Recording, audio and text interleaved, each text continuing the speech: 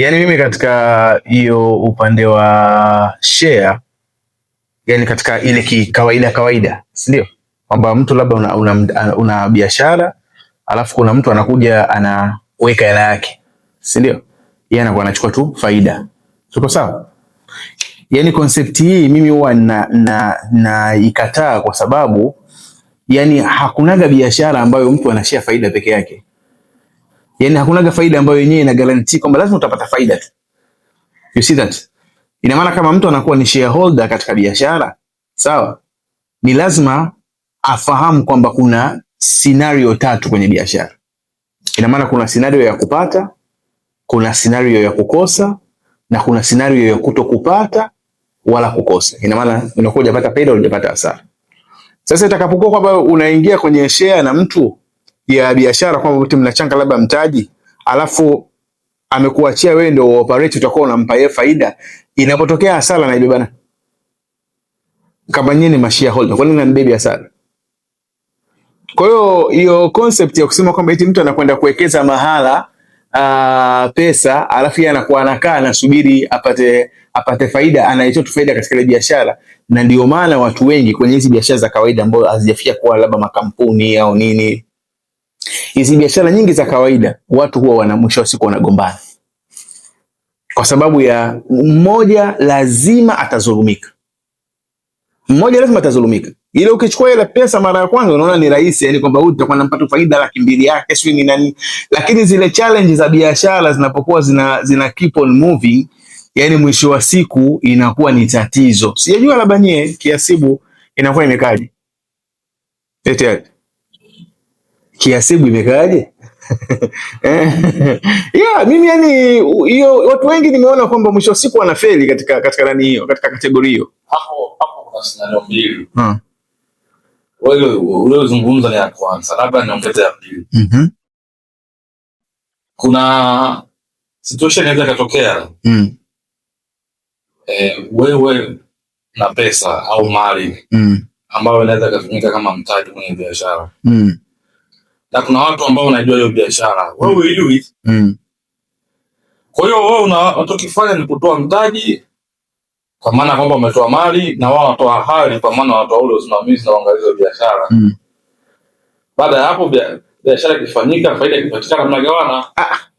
Sikatai mimi, yani hiyo scenario ya mtu kwamba eti anaweka pesa labda yeye hajui biashara, si ndio? Watu fulani wanaijua biashara. Tuko sawa? So yule amewekeza pesa au amewekeza maarifa katika ile biashara. Swala la kugawana faida kwangu mimi sio tatizo. The problem inapotokea hasara, nani anabeba hasara? Hasara wamepata wote. Umeelewa vizuri? Kwa sababu wewe unachokiangalia ni kwamba unaangalia ile pesa iliyotolewa na wewe kwamba haitarudi.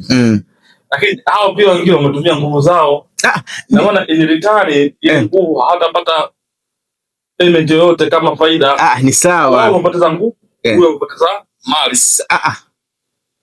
Yani usije hujanifahamu vizuri. Nimekwambia hivi, swala la watu kushare katika faida inayopatikana katika biashara, mimi huwa sina tatizo na hilo. Mimi challenge yangu kubwa huwa ni katika mazingira ya hasara inapotokea, na most likely yani hasa scenario ya namna hiyo huwa inatokea watu wanapokuwa wote wameshare pesa. Yani kwamba labda huyu ana biashara alafu mwingine kaja kuingiza pesa katika ile biashara. Achilia ile kwamba eti mtu hana mtaji kabisa.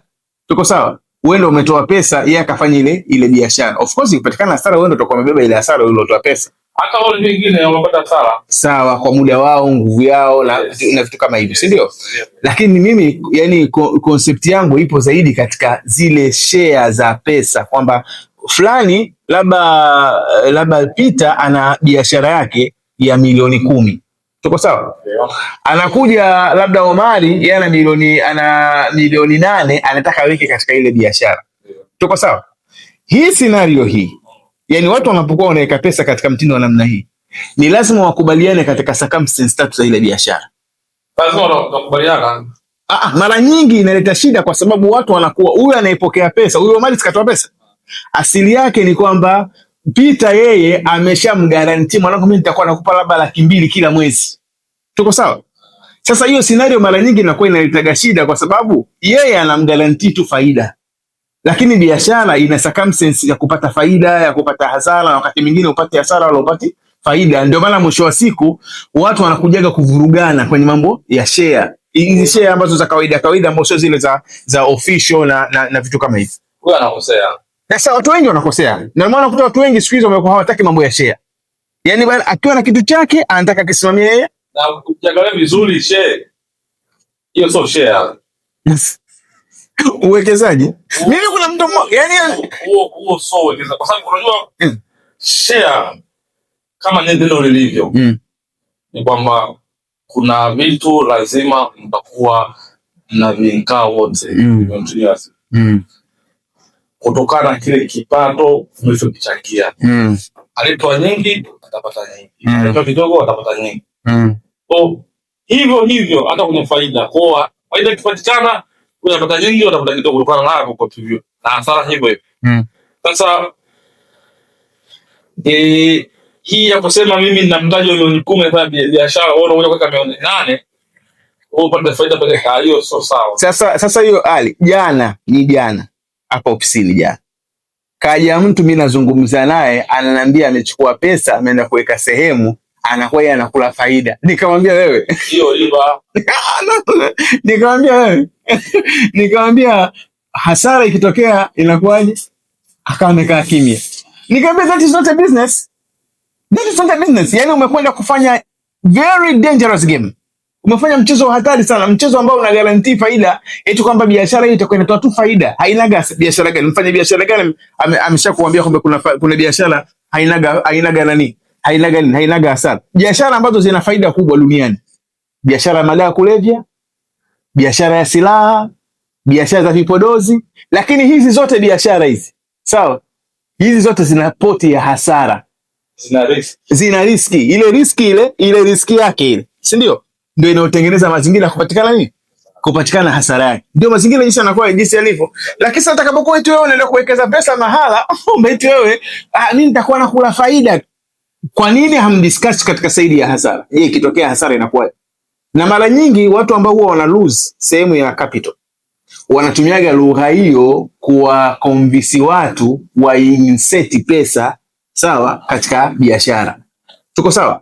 Na yule anayeshawishiwa aingize pesa kwenye biashara anaelezwa circumstance moja tu kwamba bwana nitakuwa nakupa faida ya kiwango fulani katika biashara. Mimi watu wengi nimeona hali issue hiyo, yani kuna watu wana madeni. Mimi yani watu ambao niko close nao sana.